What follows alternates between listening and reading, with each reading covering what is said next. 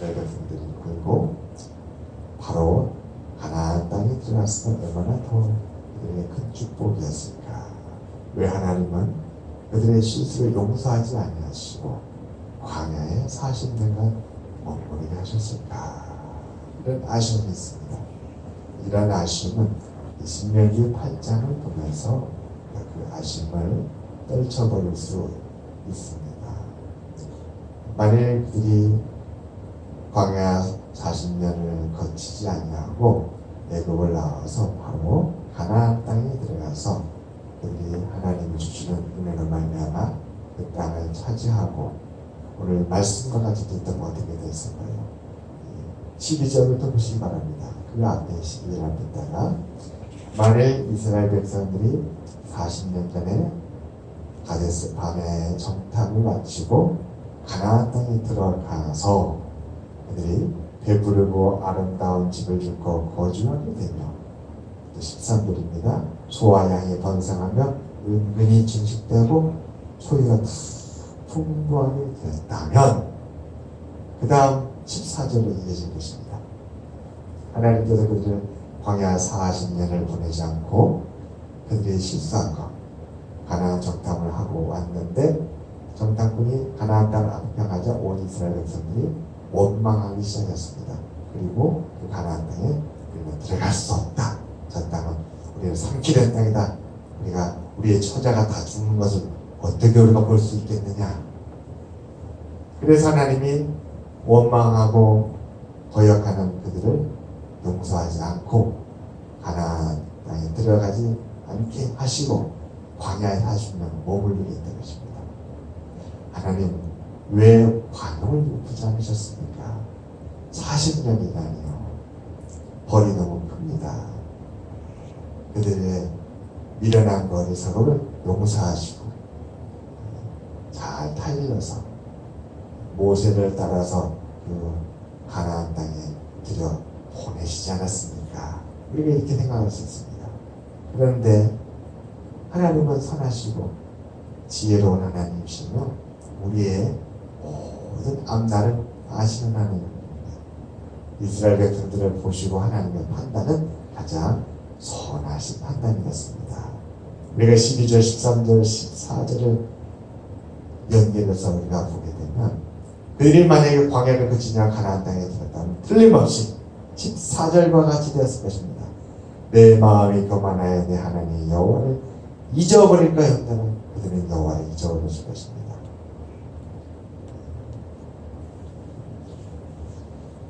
그렇게 여호와를 잊어버리게 되면 어떻게 될까요?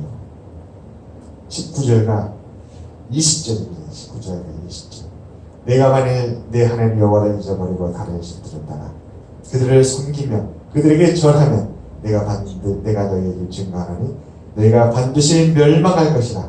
여호와께서 너희 앞에다 멸망시킨 민족들 같이 너희도 멸망하리니. 광야에는 가나안 민족들이 없었기 때문에 그들이 가나안 민족들의 풍속을 따를 그런 유혹이 적었던 것이죠. 그런 시험이 적었던 땅이었습니다.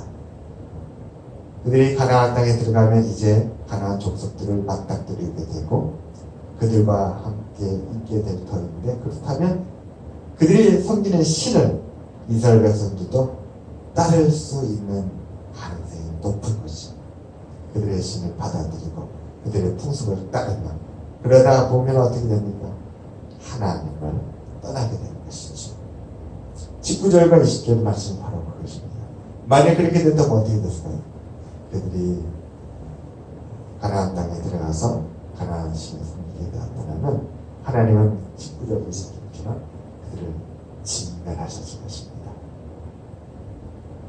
이스라엘 백성들이 40년 광야에 머문 것은 하나님이 그들을 위해서 행하신 가장 최선의 은혜였다.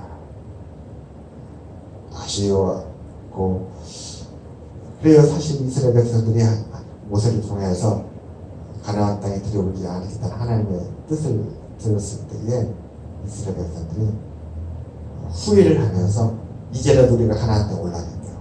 그래서 얼마의 이스라엘 군사들이 실제로 그 가나안 땅에 올라갔습니다. 그런데 하나님께 합기지 않으니까 그들이 패하여서 패주하여서 도망을 오게 됐죠. 하나님은 그때 모세에게 말합니다. 가지 마라. 내가 함께하지 않을 것이다. 그리고 그들이 패해가지고 돌아오니까 모세가 그들에게 말합니다. 너희가 어찌하여 갔느냐. 하나님께서 허락하시지 아니하였거늘. 그리고 그 패주한 사람들은 다 하나님께서 징명하셨습니다. 그래요. 우리가 항상 하나님이 우리의 삶에 최선의 은혜를 베풀어 주신다. 광야 40년이 도대체 무슨 의미가 있을까? 그러나 오늘 말씀은 우리에게 분명히 말씀하십니다. 너희를 낮춰라. 우리가 낮아지는 것이 높아지는 것보다 복되다는 것입니다. 여러분들이 마음으로부터 낮아지기를 우리 연습하고 낮아지기를 노력합시다. 우리의 환경이 우리를 더욱 지위가 높아지게 한다 할지라도 우리는 마음으로부터 더욱 낮아지시길 바랍니다.